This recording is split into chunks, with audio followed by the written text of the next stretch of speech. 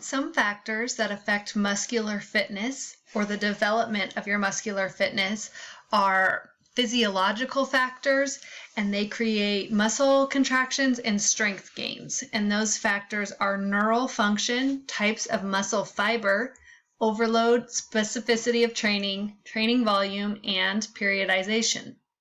Let's go through those. Neural function. Within the neuromuscular system, single motor neurons branch and attach to multiple muscle fibers.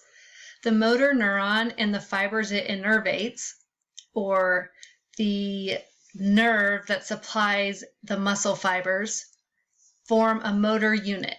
The neuron and the fibers from the muscle are a motor unit. Stimulation of a motor neuron causes the muscle fibers to contract maximally or not at all.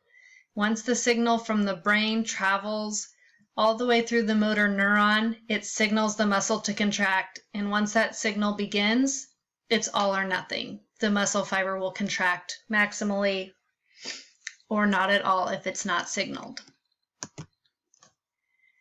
Types of muscle fibers. There are slow and fast twitch fibers, and your proportion of them within your muscles is genetically determined. Slow twitch fibers have greater aerobic potential and slow speed of contraction.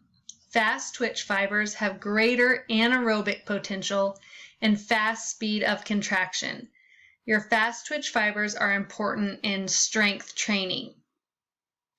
If you are going to train for power or muscular strength, heavier resistance, then it's important to do a warm-up because your body recruits the slow twitch fibers first and then the fast twitch fibers. So warm up appropriately to contract and recruit fibers in the proper order.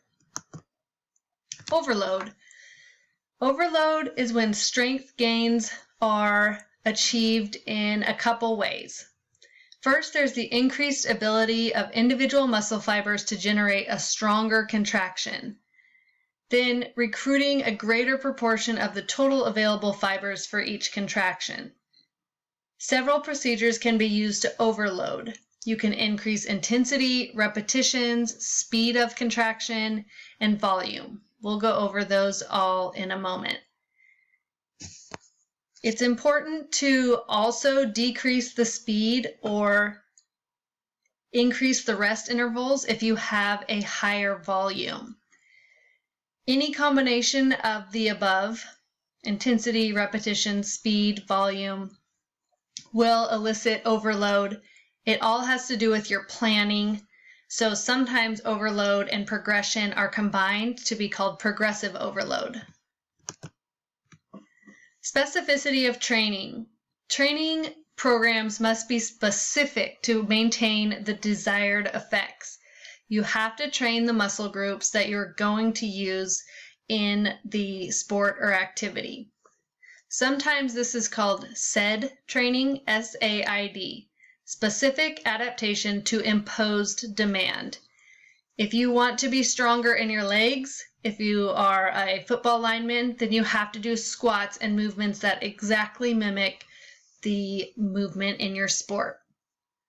This can also be called sport-specific training. Strength training exercises need to mimic the movement patterns in a particular activity. Training volume. Volume quantifies the amount of work performed during a training session. It is the sum of all repetitions performed multiplied by the resistances used during a strength training session.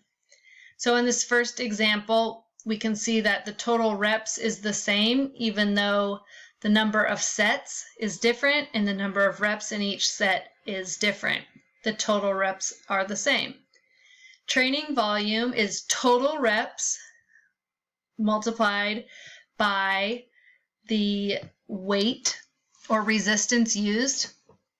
So we can get the same training volume while decreasing the time or the sets and reps and increasing the intensity or the weight.